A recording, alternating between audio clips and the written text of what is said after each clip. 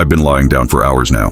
If I make noise, I'm dead. It's 5:35 a.m. and there's not much I can do. You know what the worst part about my situation is? I'm in the same room with my parents. They keep looking at me and I can't help but look back and try not to cry or scream. Their eyes are focused on me and their mouths are wide open. There's the strong scent of blood and I'm paralyzed with fear. Here's the thing.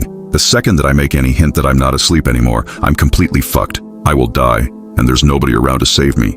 I've been trying to think of a way out, but the only idea I have is to rush for my bedroom door, run outside the front door and scream for help, hoping any neighbors hear me. It's risky, but if I stay here, I'll surely die. He's waiting for me to wake up and see his masterpiece. You're probably wondering what's going on. I do get ahead of myself sometimes. About 3 hours ago, I heard screaming from the other side of the house. I got up and went to check on the noise, and I realized that I had to use the restroom instead of doing the smart thing and investigating.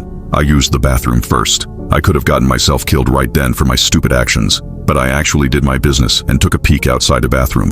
There was blood on the carpet. I got very worried and ran back to my room and hid under my sheets like the pussy I was. I tried to convince myself to go back to sleep, that it was just some really vivid dream or something. I heard my bedroom door open, like the terrified child I was. I peeked from under my blankets to see what was going on. I could see something dragging my dead parents into the room. Whatever it wasn't human. I can tell you that. It was hairless, with no eyes and no clothing. It walked like a caveman with its back slouched as it dragged my parents. But this thing was much smarter than any caveman. It was aware of what it was doing. It propped my dad up on the edge of my bed and made him face me. Then it sat my mother down in the chair and positioned her towards me as well. After that, it started rubbing its hands on the walls, staining them with blood, and then drew a circle with a pentagram in it. To finish it off, it scribbled a message on the wall that I couldn't read in the darkness. It then positioned itself under my bed, waiting to strike. The scariest thing is now, my eyes have adjusted to the darkness since then, and I can read the message on the wall. I don't want to look at it because it's terrifying to think about, but I feel the need to see before I'm killed.